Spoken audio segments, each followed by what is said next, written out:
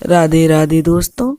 आज हम आपको सुनाएंगे अवसान माता और चार भाइयों की कथा। अगर आप हमारे चैनल पर नए हैं तो प्लीज़ हमारे चैनल अपनी संस्कृति को लाइक करें, सब्सक्राइब करें और शेयर करें। किसी नगर में एक बहुत गरीब ब्राह्मण रहता था। परिवार में उसकी पत्नी, चार बेटे और तीन बहुएं थीं। क्योंकि ब्राह्मण के जो बड़े तीन बेटे थे उनकी शादी हो चुकी थी। परिवार बहुत गरीब था और बड़ी मुश्किल से परिवार का गुजारा चलता था। काफ़ी काम ढूंढने पर भी सही से ब्राह्मण को काम नहीं मिल पाता था। ब्राह्मण की जो पत्नी थी वह बहुत संस्कारी और पूजा पाठ करने वाली थी, लेकिन ब्राह्मण के पुत्र भी बड़े थे और तीन बेटों की शादी हो चुकी थी। फिर भी वो बहुत निर्धनता में अपना जीवन जी रहे थे। एक दिन ब्राह्मण के पुत्र ब्राह्मण से बोले, पिताजी, हम काम की तलाश में शहर जाना चाहते हैं। बाहर जाएंगे, परदेश जाएंगे तो कुछ कमा कर लाएंगे जिससे हमारे घर की गाड़ी सही से चल सके। अब ब्राह्मण का जो चौथा पुत्र था वह भी कहने लगा, पिताजी, मैं भी अपने तीनों भाइयों के साथ परदेश जाऊंगा। ब्राह्मण ने कहा कि चलो बेटा, ठीक है, जैसी तुम्हारी मर्जी, परदेश जाना चाहते हो तो चले जाओ। ब्राह्मण ने कहा कि तुम चारों पूरब जाना, पश्चिम दिशा जाना और उत्तर दिशा भी जाना, लेकिन दक्षिण दिशा की तरफ कभी मत जाना। अब चारों भाई घर से परदेश के लिए निकल पड़े।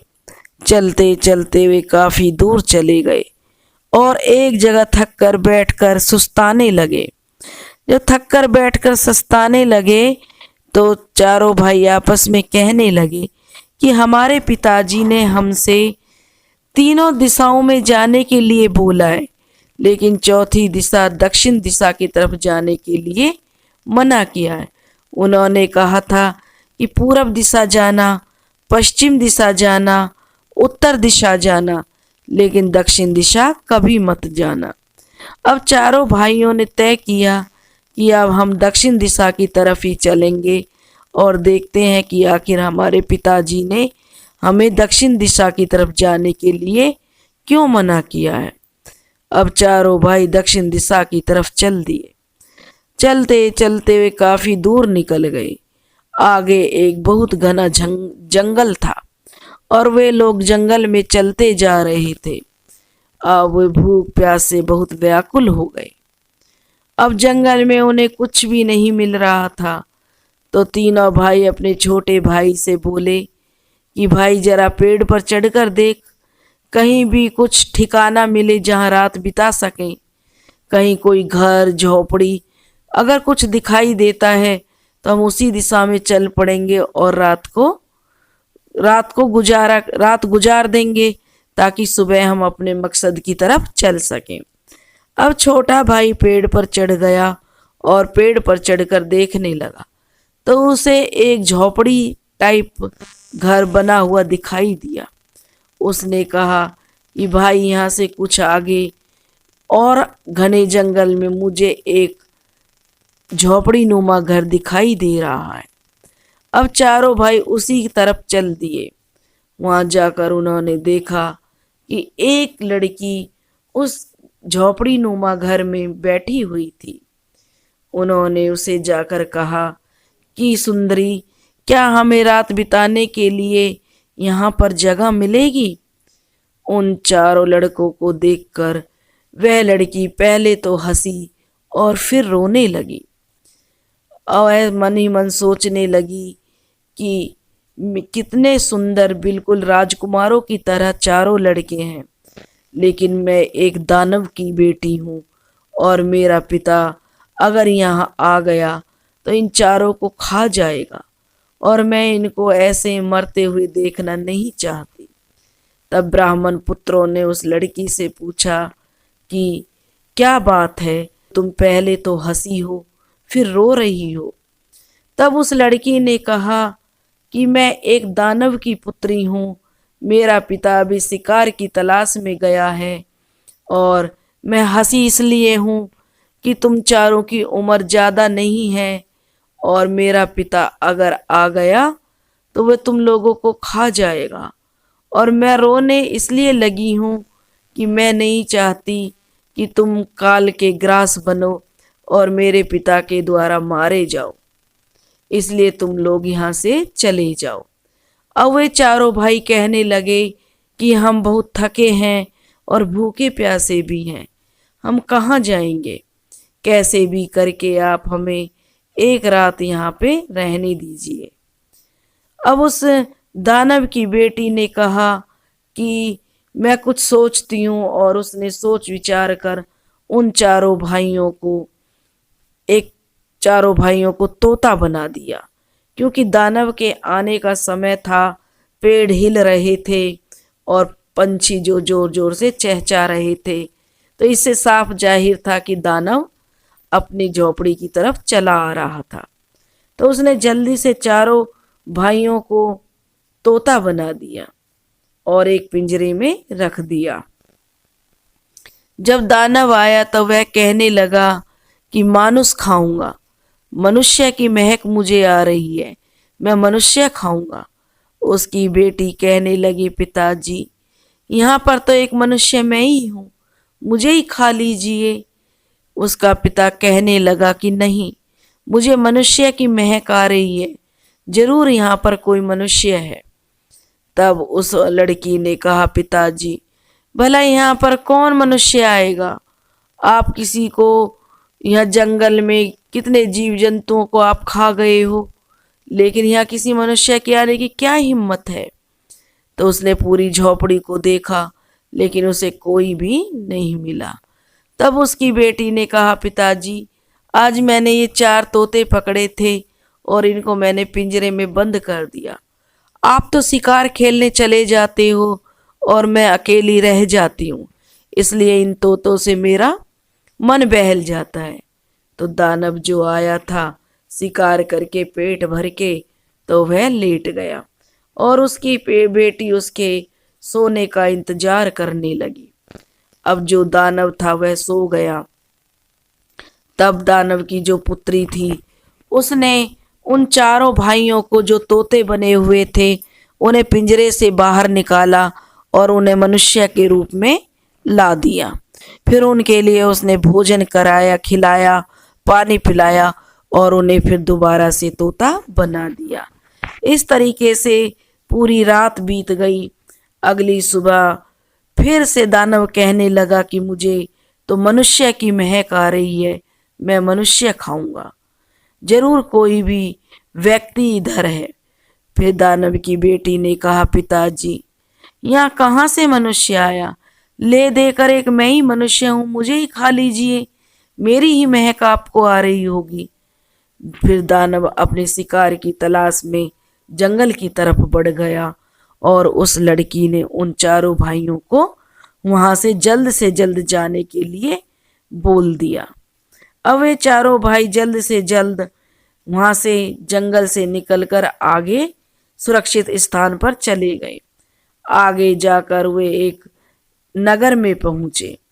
उस नगर का राजा था, जो वहां पर जाकर उस नगर के राजा से वो चारों भाई काम मांगने लगे और राजा ने उन्हें अपने यहाँ पर काम पर रख लिया। किसी को घोड़ों की सफाई के लिए रखा, किसी को रसोइया बनाकर रखा, किसी को महल की साफ सफाई के लिए रखा और किसी को सेना में भर्ती कर लिया।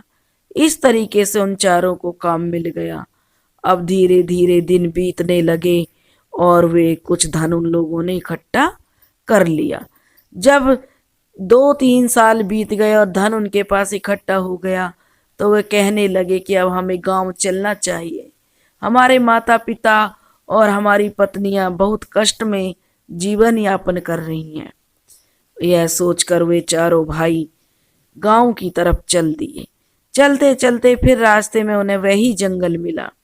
तो तीनों भाई कहने लगे कि जल्दी से जल्दी हमें यहाँ से निकल जाना चाहिए, पहले तो हमारे दिन अच्छे थे जो हम दानव से बच गए, लेकिन जो चौथा भाई था वह कुंवारा था, अभी उसकी शादी नहीं हुई थी।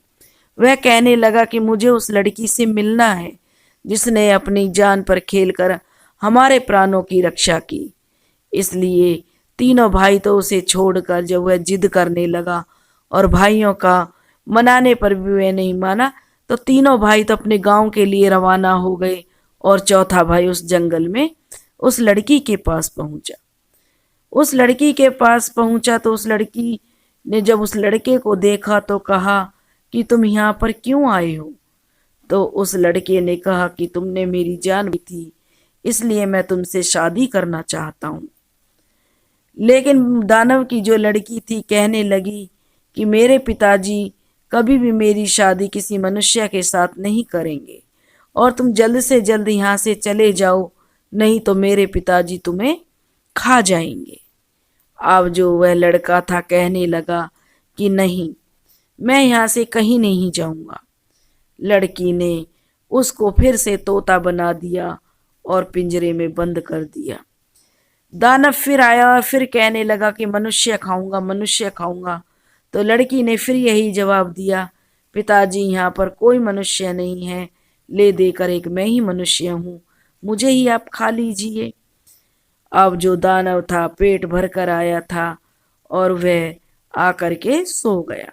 जब दानव सो गया तो जो दानव की बेटी थी उसने उस ब्राह्मण के लड़के को तोता से फिर लड़का बना दिया। लड़का बन गया तो लड़का कहने लगा कि तुम बाहर जाकर बैठो, मैं तुम्हारे पिताजी से बात करके आता हूँ। उस लड़की ने उन्हें बहुत समझाया कि मेरा पिता अगर जाग गया तो मेरा पिता तुम्हें खा जाएगा, लेकिन ब्राह्मण का लड़का बहुत चतुर था, वह नहीं माना। अब ब्राह्मण की लड़की बाहर चली गई तो ब्राह्मण के लड़का ने अपने जो छिपा कर वह एक कटार लाया था वह निकाली और उससे वह दानव के पेट में वार करने लगा, जिससे दानव वहीं पर मर गया। और जब उसकी चीख सुनकर उसकी बेटी अंदर आई तो उसने उस ब्राह्मण के लड़के से कहा कि यह तुमने क्या किया? तब ब्राह्मण के लड़के ने कहा कि यह दानव था, इसको मैंने मार दिया और अब मैं तुमसे शादी करना चाहता हूँ। ब्राह्मण की दानव की जो लड़की थी वह कहने लगी कि नहीं, मैं तुमसे शादी नहीं करूँगी, तुम अपने घर चले जाओ और मैं तुम्हें एक चीज उपहार में देती हूँ। उसने उस ब्राह्मण के लड़के को एक पुतला दिया। जो पुतला था वह जो भी उससे कहते वह काम कर देता था और नाचना गाकर गाना गाकर वह उनका मन भी बहलाता था। उसने उस पुतले को कहा कि आज से तुम इस लड़के के हो। तो पुतला लड़के के पास चला गया। लड़के के पास चला गया तो लड़के से पुतला बोला कि इस लड़की से मेरी शादी करा दो, और उस लड़की से ब्राह्मण के लड़के की शादी हो गई। फिर पुतला से बोले कि नाच गाना करो और वह उनका मनोरंजन करने लगा। अब दोनों की शादी हो गई तो ब्राह्मण का लड़का दानव की लड़की से बोला कि अब तुम यहाँ जंगल में अकेली कैसे रहोगी, तुम मेरे साथ चलो और मेरे परिवार के साथ मिलकर रहो। उधर जब वो ब्राह्मण के लड़के चारों गांव पहुंच गए तो उन्हें देखकर ब्राह्मण बहुत खुश हुआ। ब्राह्मण की पत्नी ने जब अपने चौथे बेटे के बारे में पूछा तो उन्होंने सब सच सच अपने माता पिता को बता दिया कि कैसे वह जंगल में दानव के पास चला गया है। अगर उसके दिन अच्छे हैं तो वह लौट आएगा, नहीं तो वह दानव का ग्रास बन जाएगा। अब जो ब्राह्मण की पत्नी थी वह बहुत पूजा पाठ करने वाली थी। उसने अवशान माता से मन्नत मांगी कि हे अवशान माता, मेरा पुत्र सही सलामत आ जाए तो मैं आपकी पूजा करूंगी। अब वह ब्राह्मण का लड़का उस दानव की लड़की को लेकर उधर चल दिया। चलते चलते वह काफी आगे निकल गया और वे दोनों थक गए। तो थोड़ी दूर पर उन्हें एक आश्रम दिखाई दिया। आश्रम में एक साधु महात्मा थे। जब वह साधु महाराज के पास पहुंचे तो साधु महाराज ने उन्हें बैठाया और उनका आदर सत्कार किया। तब ब्राह्मण के लड़के ने कहा कि हे बाबा, हम दोनों पति पत्नी बहुत भूखे प्यासे हैं। तो साधु महाराज कहने लगा कि ठीक है, मैं तुम्हारे भोजन का प्रबंध करता हूँ।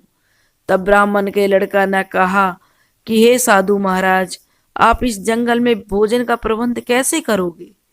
तो साधु महाराज कहने लगे कि देखो, मेरे पास यह जो थैली है, उसके पास एक झोली थी, थैली टाइप थी। इसमें अगर मैं जो बोलूँगा तो इसमें 16 कोस तक का बाजार लग जाता है, 16 कोस तक वह फैल जाता है। उसमें से आप कुछ भी ले सकते हो। यह चीज ब्राह्मण के लड़के को बड़ा आश्चर्य हुआ उस थैली को देखकर। अब साधु महाराज ने वह थैली खोली और वो उसमें बाजार लग गया, और वहां से जो भी जरूरत थी उन लोगों की, उन्होंने वह सामान खरीदा, खाना खाया, और वे अपने रास्ते चलने के लिए तैयार होने लगे। तो उन्होंने साधु महाराज से कहा कि हमारे पास भी देखो एक पुतला है, इससे जो भी कहते हैं वही काम कर देता है। जब उसने पुतले को साधु महाराज को दिखाया कि साधु महाराज के आगे पुतला नाचो गाओ, तो साधु महाराज के आगे वह पुतला गाने लगा, नाचने लगा। तो यह चीज साधु महाराज को बहुत पसंद आई, और वह ब्राह्मण के लड़के से कहने लगा कि यह पुतला तुम मुझे दे दो।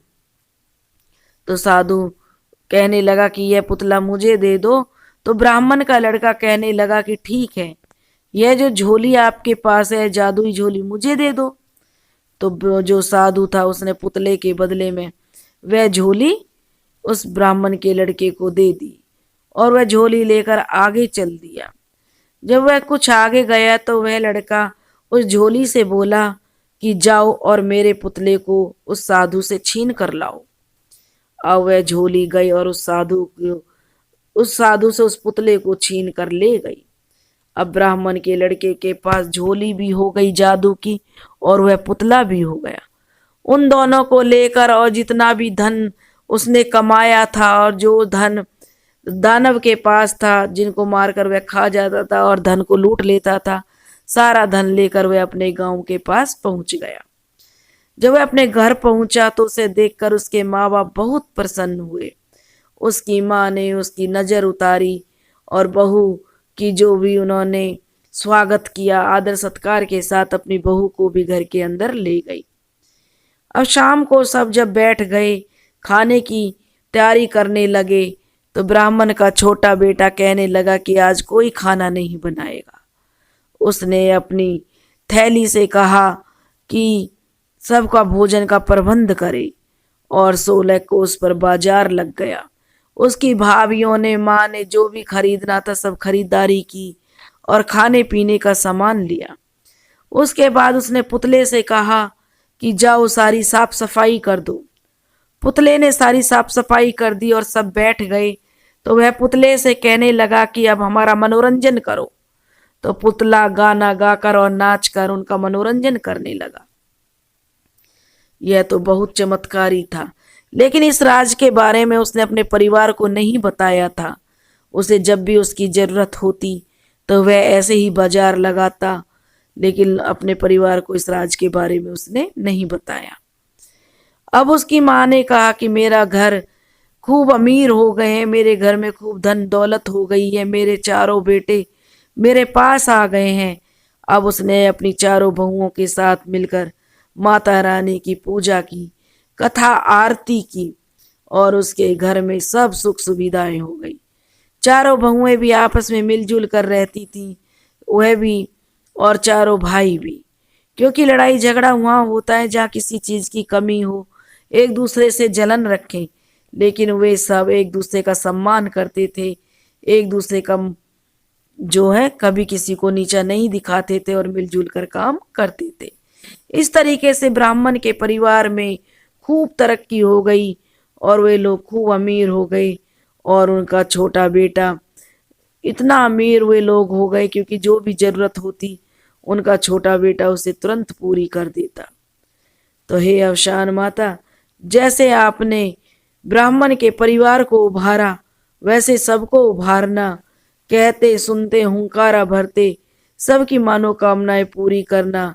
जो यह कथा कह रहे हैं और जो ये कथा सुन रहे हैं उनकी सभी मनोकामना पूरी करना, अंधों को आंखें देना, लंगड़ों को पैर देना, लूलों को हाथ देना, और जो निर्धन है उनको धन देना, जो निसंतान है उनको संतान देना, और सबकी मनोकामना पूरी करना।